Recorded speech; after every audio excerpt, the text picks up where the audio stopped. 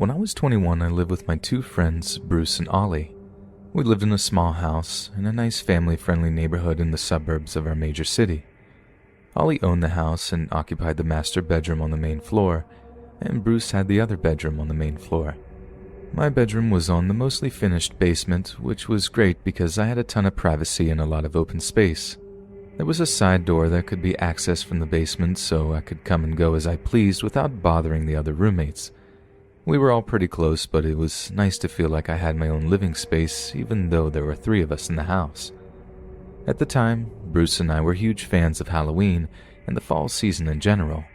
But being adults and having full-time jobs, it wasn't really ideal for us to go out and attend Halloween parties like a lot of the other people we knew.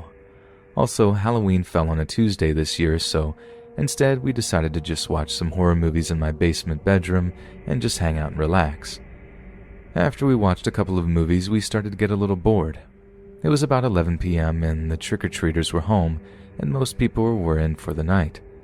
Knowing we had to work in the a.m., we decided it would be a good idea for us to go on a quick walk and call it a night. There is something about the air on Halloween night. It's like when you go on a vacation to Florida and the night breeze just feels and smells different. That's how it is on Halloween. It's nostalgic and can almost give you a euphoric feeling. Anyway, as we started to walk in the quiet and somewhat desolate neighborhood, we approached the park. Now we walk through this park all the time during the day, probably at least 50 times at this point. It was a little park right in the middle of the neighborhood. The park had a main entrance from one of the busier streets and a back entrance from the street we lived on. The back entrance was covered with a lot of trees and a very small wooded area. About 30 yards from the entrance, there were 3 baseball fields, a pavilion, and a basketball court. We walked into the back entrance where all the trees were, and it was nearly pitch black, but there was a low orange hue from the streetlight barely making its way through the trees. As we walked through the wooded area, we both stopped abruptly. We thought we saw a man standing at the end of the path. The figure was completely still, and it was so dark we couldn't be sure what it was. I called out, "Hey!" to the figure, but no response. I suggested we should turn around, but Bruce said we should check it out, which was unlike him because I was usually the braver of us two. As we got closer, it was clear it was a man standing there. The man was completely still and had both of his hands in his front hoodie pocket. His head was down facing the ground. Trying not to freak out, we decided to slowly back up and make our way to the street and our house without further confrontation. Before we even moved, we heard a noise next to us coming from both sides. Trying to focus our eyes in the darkness, we saw 2 more figures moving towards us in the woods. Unlike the other guy just standing there, these people were approaching us. I wish I could explain the feeling I felt inside me during this point. It's like the sinking pit in your stomach when a cop pulls up behind you with his lights on, but 100 times worse. Fight or flight kicked in, and we turned and sprinted full speed out of that park and onto our street, never looking back to see if they were following us. We ran right to our house and locked the doors behind us. While sitting in the basement, we had all the lights off and we were trying to look out the basement windows to see if we could see if anyone followed us or possibly saw the house we went into. We were so scared we didn't know what to do. Were we in real danger? Was it someone just playing a prank? After about half an hour or so, we decided that they most likely didn't follow us, and it was probably okay to go to sleep, especially considering we both had work in the morning. At about 2:30 in the morning, Bruce woke me up. He said he thought he heard something outside his bedroom window. I went to his room and looked out the window, and I could see a pumpkin laying in our backyard. This was concerning because we didn't have any pumpkins outside our house. We didn't set any up for decorations or anything like that.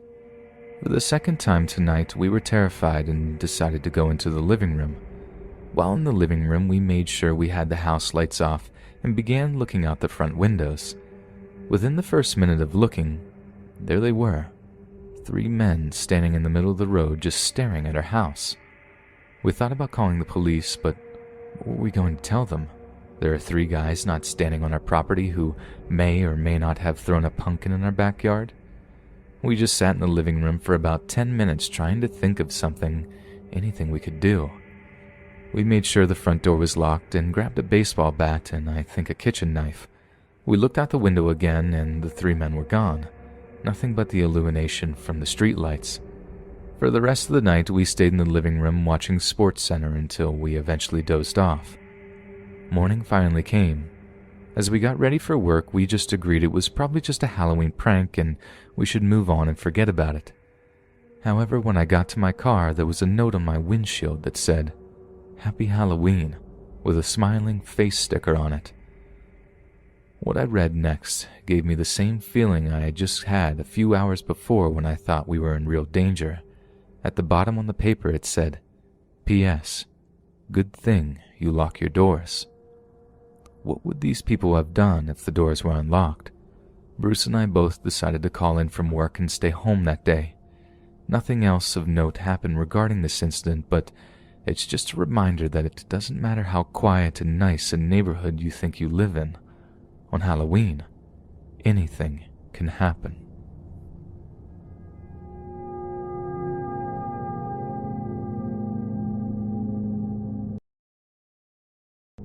As we slowly enter the fall season, I'd like to share a story with you that happened to me a few years ago.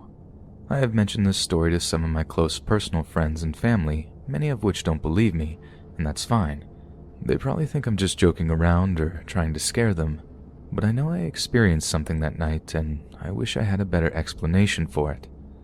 At the time these events took place, I lived on a quiet street a little outside the city, but not quite into the suburbs. My street had a big rundown house at the very end of the block that was across from an unused parking lot and an out-of-business bar. The person who inhabited the house before it became dilapidated was Mrs. Morgan. Mrs. Morgan was an old curmudgeon in every sense of the word. Every time my friends and I would walk by the house, she would yell at us and make some insanely random comment like we were trampling her garden or using her garbage to play hide-and-seek or some other incoherent nonsense that wasn't true. Even though my friends and I did get into some adolescence trouble around the neighborhood, we never did anything to Mrs. Morgan. Our parents always told us that we should try and be nice. I mean, she was a widow and had no children, so it must have been a pretty lonely life. Rewind about 3 years ago and Mrs. Morgan unfortunately passes away, and the house becomes abandoned and, I believe, eventually condemned. At least there were signs on the boarded-up windows and doors, but I never got close enough to read what they said. Needless to say, it became an eyesore for the community in what was a pretty quiet and uneventful street. My girlfriend at the time only lived a couple of blocks, and I would usually walk to and from her house when we hung out. It was literally a 4-minute walk tops, so it was no big deal. I would pass Mrs. Morgan's abandoned house and the empty parking lot with the out-of-business bar every time I walked to and from her house. Now fast forward to a few years ago, the last time I ever made that walk. It was about 3 a.m. on Halloween night, I guess technically November 1st, and I was walking home from my girlfriend's house. I was supposed to be home way earlier in the night, but we both fell asleep watching scary movies and pigging out on the extra candy her parents didn't hand out. As I made it to my street and started my walk past Mrs. Morgan's house, I heard a noise. I stopped for a minute to make sure it wasn't a skunk because for some odd reason that's the first thing that popped in my mind when I heard the noise. I slowed down a little bit and looked at the house as I proceeded cautiously. That's when I noticed the front door that was usually boarded up and had a sign posted on it was now open. I tried to rationalize why the door was now open, saying to myself it was probably the wind, but then again, it was a beautiful calm night.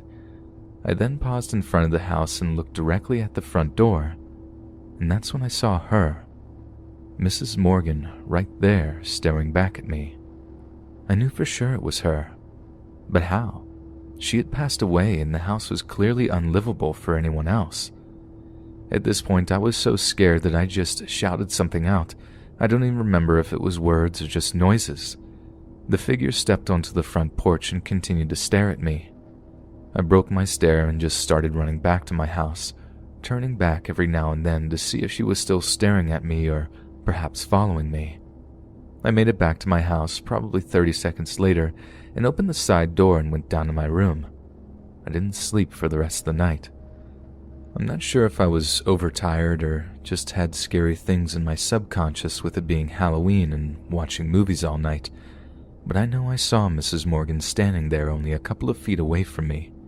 Whether it was a true paranormal encounter or something that my mind made me think I saw, I won't ever know for sure. But hey, they always say that the veil between the living and the dead is at its thinnest on Halloween, and now I actually believe it.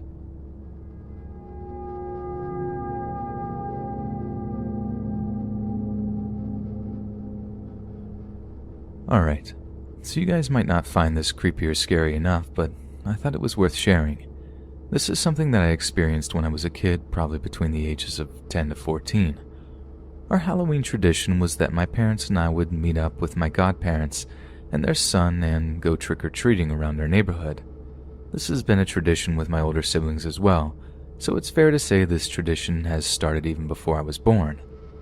Anyway, we follow the same route every year, the highlight being stopping at the local funeral home that was only about 3 blocks from my house.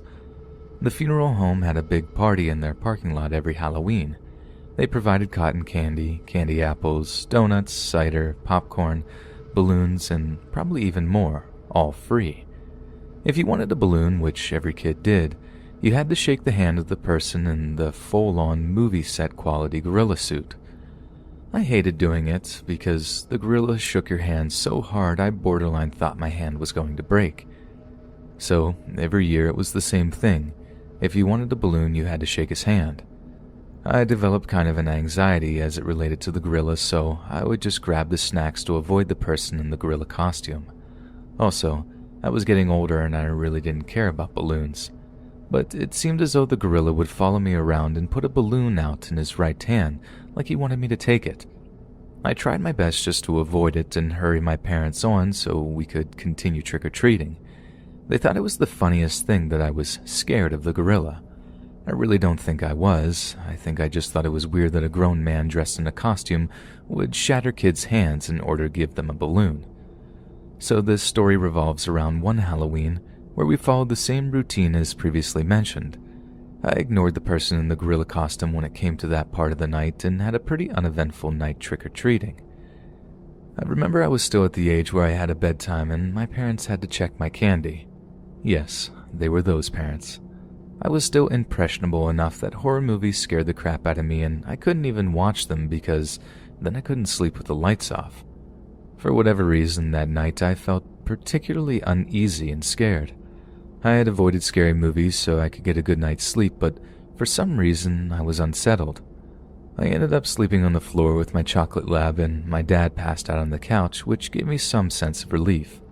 I got up in the middle of the night to let my dog out. I knew she had to go out because she was pacing back and forth. She was quick and came right back in, but on the way back to the living room I saw something in the street. It was a figure that seemed to be just standing there. I crept up to the window on my knees to get a better look so I couldn't be seen. I swear to God it was that gorilla holding the balloons, literally standing right outside my house. I didn't know what to do. I was scared, but more scared that this person was going to approach my house. I woke up my dad, who was snoring so loud I was surprised the neighbors weren't awake. I told him there was someone outside, and he got up immediately and opened the front door, but there was no one in the street. No one around at all, at least that he could see. I told him what I thought I saw, and he said it was probably just a bad dream or my imagination. We turned the TV on in the living room for a while because I think he could tell I was unsettled and was having trouble trying to fall back asleep. I can sit here today writing this and honestly tell you, I don't know what happened. I never had any other episodes where I thought I saw something that wasn't there. I don't sleepwalk. I don't often have nightmares. I don't know how to explain what I saw. It was a long time ago, and now I'm an adult who takes his own niece and nephew trick-or-treating. But every time around fall, I always think about this experience and try to come to a logical conclusion to explain what happened. I still can't figure it out, and probably never will. I wonder if that funeral home is still open, and if the guy in the gorilla costume is still there.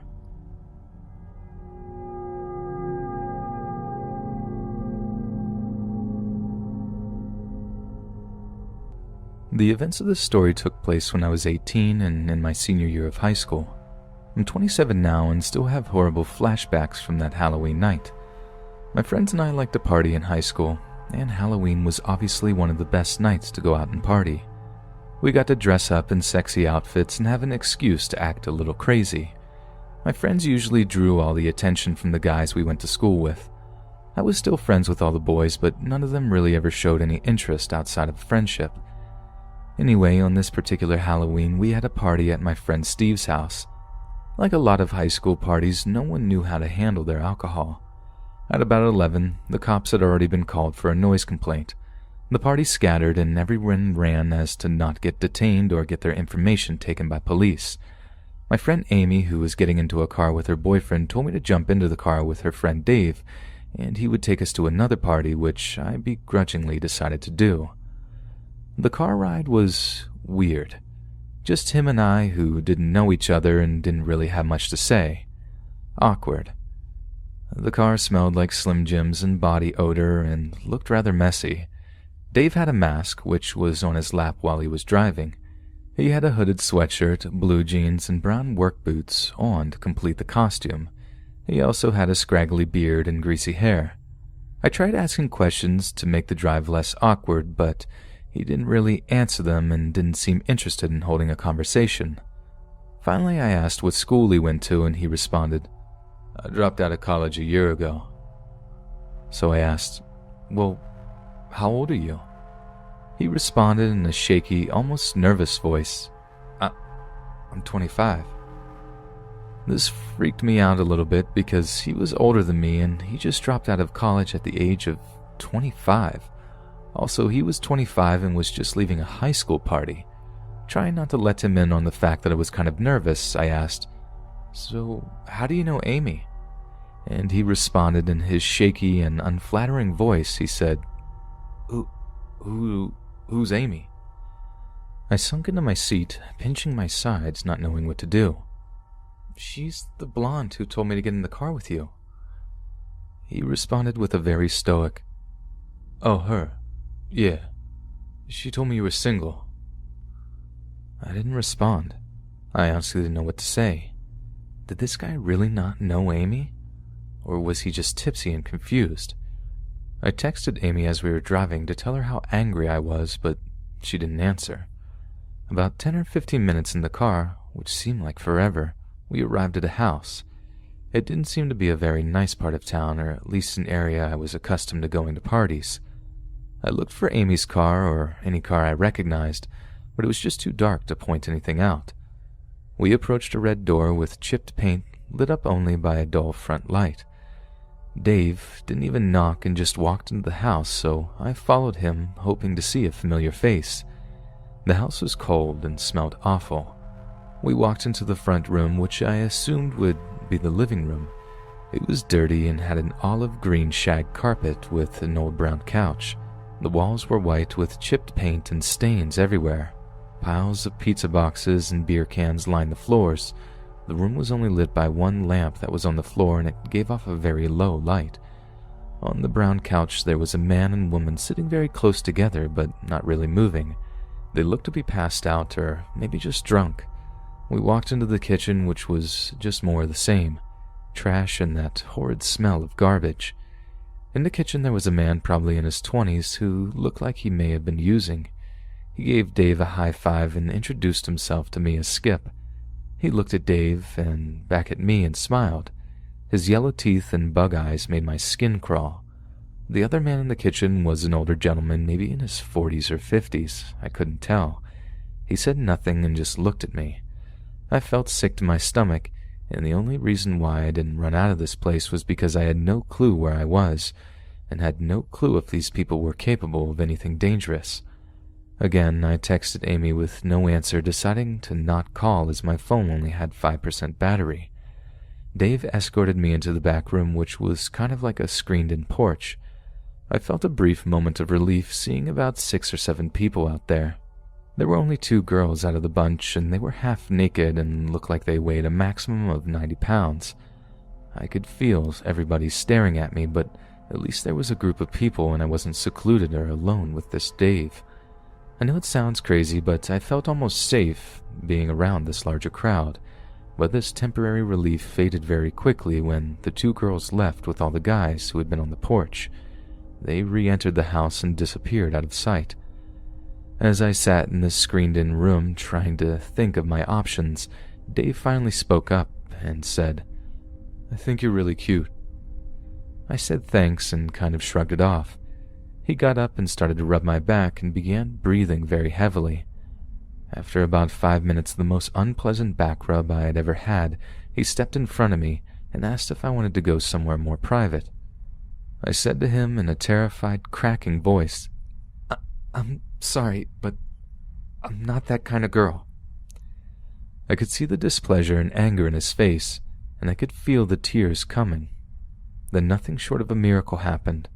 One of the girls who went inside just a minute before began to scream erratically, swearing and yelling at everyone in the room.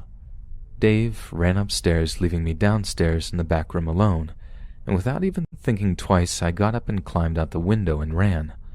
I didn't care that I didn't know where I was. I wasn't going to stop until I was to a gas station or a 7-Eleven or something. I was running down the street, staying close to the sidewalk, trying not to bring any attention to myself.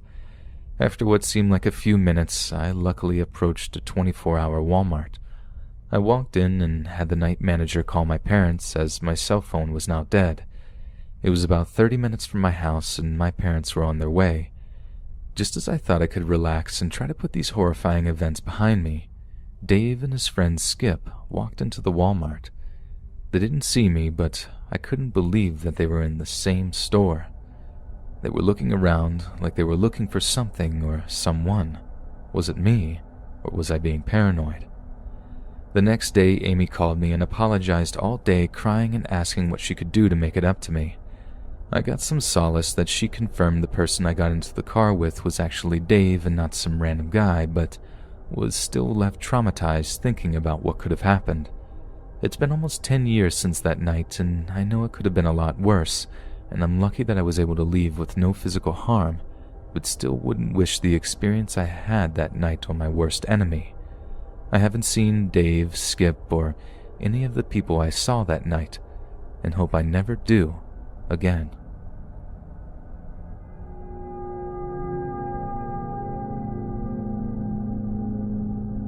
I have only shared this story with a few people up to this point. I trusted a few close friends who I thought would believe me, but that's about it. I can remember the events of this specific night vividly. My parents own a camp on a local lake about 25 minutes from my hometown. It's pretty awesome to go there, bring friends, and basically do what we want. My friends and I would usually throw smaller parties out there all summer long. There was always activity on the lake, but nothing that really ever raised any alarms. We kind of just chalked it up to either boats, wind, or animals if we thought we saw something in the lake after it got dark. One Halloween night, I decided it would be a good idea to skip the Halloween party that was taking place in town and bring my boyfriend back to the camp house for the night so we could be alone. My parents thought I would be at said Halloween party and would be spending the night at a friend's house. We arrived at the camp pretty late, around 9 or 10 p.m.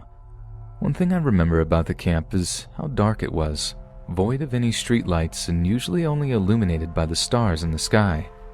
My boyfriend and I stayed up for a couple of hours talking, eating, and I think we played a board game or something like that. I would guess we fell asleep at some point after midnight. After about an hour or so of sleeping, I woke up suddenly to what seemed to be a loud blast, like a gunshot but distorted somehow. I just remember it being so loud that I couldn't even remember where I was when I woke up. I looked over the couch and my boyfriend was somehow still asleep. I got up and looked out the back door window, which had a view of the lake.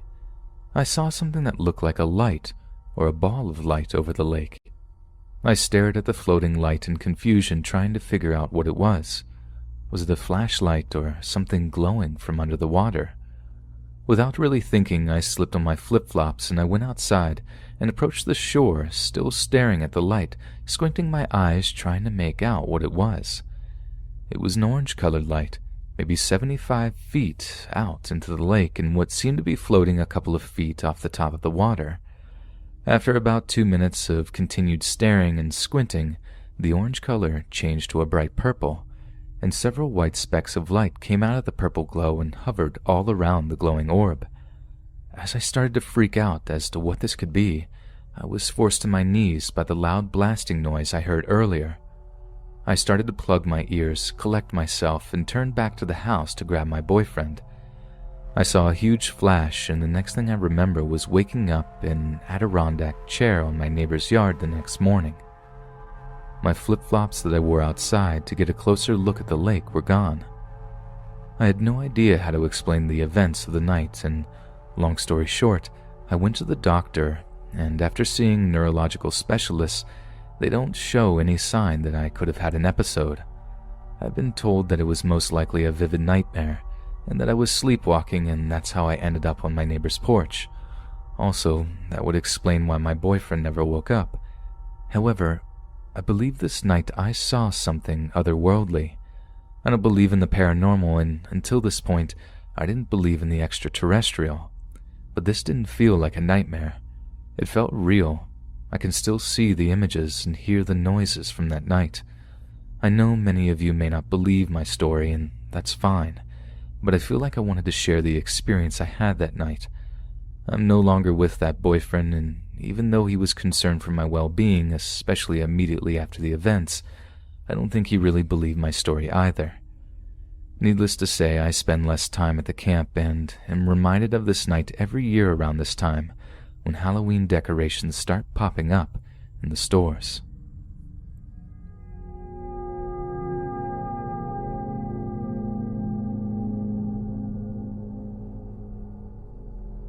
I grew up in rural Iowa, the kind of place where it's just cornfields for miles and miles around. It was a pretty terrible place to grow up. It'll always be home to me, and I'll always have a fair amount of affection for it. Home is where the heart is, and all that nonsense, but even from the earliest age I can remember, I couldn't wait to leave. Put it this way, Halloween has always been my favorite holiday, but unlike the kids who trick-or-treat over in Cedar Rapids or Waterloo, who had actual neighborhoods to harvest whole sacks of candy from, we'd have to walk like a mile and a half at a time just to make it to the next house. So aside from the one year where our mom drove us over to Dyersville so we could actually get a taste of how those city kids lived, trick-or-treating just wasn't really an option for us. So a little backstory here. The last year we were allowed to go trick-or-treating, our immediate neighbor to the east, who lived 3 miles away, basically told us to buzz off because we were getting way too big to be playing kids' games. This guy has begrudgingly given us a few apples some years, and we always sort of resented him for it. But that year, when he told us where to go, it made us downright hate him. For the entirety of the next year, me and my brother would scowl whenever my dad drove us past his house. To us, he ruined the one good thing we got to do around Halloween each year. I know we were just dumb kids, but kids are also cruel and stubborn on occasion, and I guess we were just that kind of kid. So the next year, my mom decides to take us over to Living History Farms over in Urbandale. Living History Farms is this place over near Des Moines that bills itself as interactive outdoor museum which teaches people about Midwestern rural life experiences. Obviously, we weren't thrilled about the visit. It wasn't exactly exciting for two boys in their early teens. Learning about some of the origins of Halloween was pretty cool. A kid like me was all about hearing how Halloween was the night when spirits of the dead returned to Earth to wreak havoc on those that had wronged them in life. However, there was one particular little educational tidbit that got me and my brother's attention, and that was the stories of how our Iowan ancestors used Halloween as a night to play all kinds of pranks on each other. Pulling up cabbages and shrubs out of the garden was a common trick. Wagons were pushed into the lane or the street, or if the kids were feeling ambitious, they'd hoist the cars up on top of the victim's barn roof. But the most common mischief was taking your neighbor's garden or barnyard gates off the hinges and leaving it in someone else's yard. I remember the teacher lady telling us this, then me and my brother just looking at each other with this wordless kind of communication like, oh, the neighbor is going to get it this year. So that year, we snuck out of the house in the early hours of the morning, walked down to the neighbor's place with a screwdriver and hammer, and then did exactly that. We took his front gate off the hinges, walked it like a mile down the road to his other neighbor's place, then left it in the front yard. We did stuff like that for the next couple of years, each time getting progressively more bold, screwing with him harder and harder until it got to the point that we struggled to top the previous year's prank. Like, it got to the point where we stole a huge section of his white picket fence and just threw it into the cornfield across the highway. I mean, we put some actual work into that, dismantling it piece by piece so as not to make too much noise and wake the guy. I mean, it sucked that we never got to hang around to see his reaction, but I guess imagining him going outside in the morning and going insane with rage was enough to keep us amused. So this one year, we rocked up to his house in the middle of the night and saw something we'd never expected to see in a million years.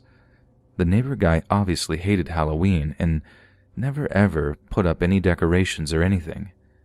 But that year, we turned up to see this Grim Reaper figure on his porch. It wasn't just some dumb-looking scarecrow type thing either.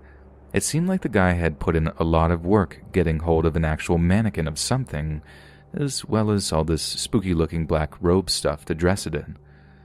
But since he was a farmer, he didn't have much trouble getting hold of the old rusty scythe that was leaning up against it. I mean, yeah, it was kind of intimidating. He'd obviously only put it there to try to scare us off, but we weren't about to be put off from our little year ritual at this point.